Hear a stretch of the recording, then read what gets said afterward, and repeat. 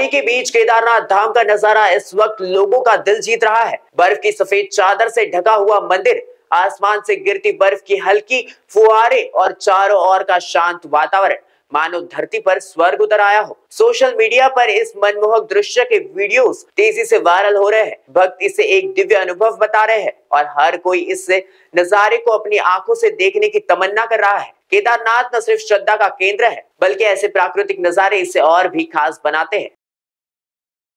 आपण पथविक्रेता किंवा छोटे उद्योजक आहात काय? आपल्या व्यवसायाला वाढवायला कर्ज घेण्यासाठी मोठ्या बँका आणि सावकारांकडे खेटे घालत आहात का? मग तुमच्यासाठीच आहे एक खुशखबर।